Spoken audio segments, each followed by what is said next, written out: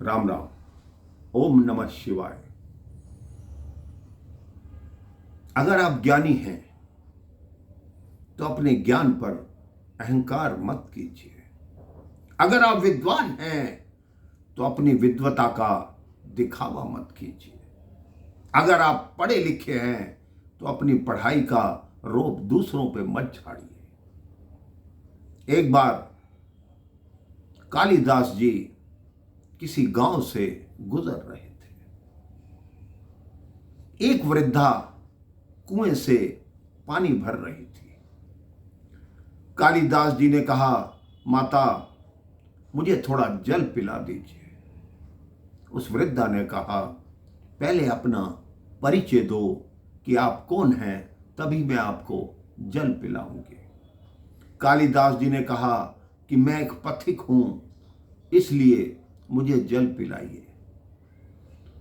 वो वृद्धा बोली, इस संसार में पथिक तो केवल दो हैं जो निरंतर दिन रात चलते रहते हैं, एक सूर्य और एक चंद्रमा। तुम उन दोनों में से कौन से पथिक हो? कालिदास जी को उनकी बात सुनकर बड़ा आश्चर्य हुआ। कहते, माता यही सोचिए कि मैं मेहमान हूं। वो वृद्धा फिर बोली, इस संसार में मेहमान केवल दो हैं, एक हमारा रूप और एक यौवन। दोनों कुछ दिन के लिए आते हैं और चले जाते हैं। तुम उन दोनों में से कौन हो? कालिदास जी ने अपना सर झुका लिया कि इस महिला को मैं क्या कहूं। तब कालिदास जी ने कहा कि माता मैं सहनशील हूं।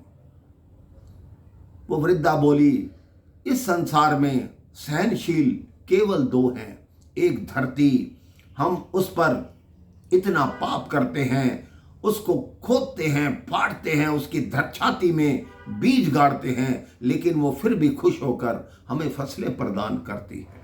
और दूसरा पेड़ सहनशील हैं, जिनको हम पत्थर मारते हैं, लेकिन हमें फिर भी वो मीठे फल प्रदान करते हैं। कालिदास जी ने कहा, माता मैं हठी हूं। उस वृद्धा ने कहा, तुम हठी भी नहीं हो सकते, क्योंकि हठी इस संसार में केवल दो हैं, एक हमारे बाल और दूसरे हमारे नाखून, नख। जितना मर्जी काटो, लेकिन दोनों बढ़ने से रुकते नहीं, इसलिए आप हठी भी नहीं।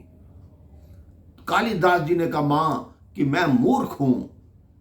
तो उन्होंने कहा, तुम मूर्ख भी नहीं हो। मूर्ख इस संसार में केवल दो हैं, एक वो राजा जो बिना ज्ञान के राज्य चलाता है, जिसको ज्ञान का क ख ग तक नहीं पता और वो राज्य चला रहा है, और दूसरा वो मूर्ख है पंडित जो उस राजा के दरबार में रहता है और राजा की गलत बातों को भी सही तर्क देकर उनको सत्य बताता है। कालिदास जी की समझ में आ गया कि इस वृद्धा महिला के सामने मेरी कोई चलने वाली नहीं। वो उनके चरणों में गिर पड़े, उनसे क्षमा मांगी।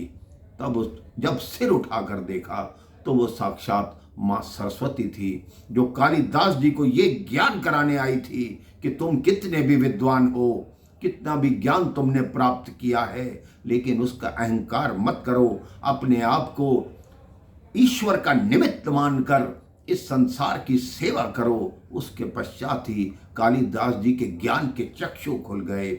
उन्होंने कई ग्रंथों की रचना की, जो आपको सबको ज्ञात है कि कालिदास जी की रचनाएं आज भी हमारी शिक्षा में पढ़ाई जाती हैं।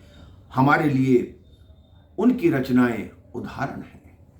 तो मेरे भाई बहन, मेरा बस यही कहना है कि अपने ज्ञान पर घमंड मत कीजिए, गर्व मत कीजिए, स्वाभिमान रखिए, लेकिन अभिमान मत रखिए।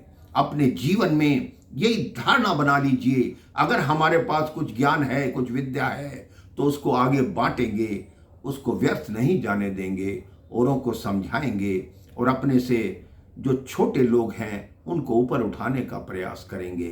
राम राम, जय श्री राम, ओम नमः शिवाय।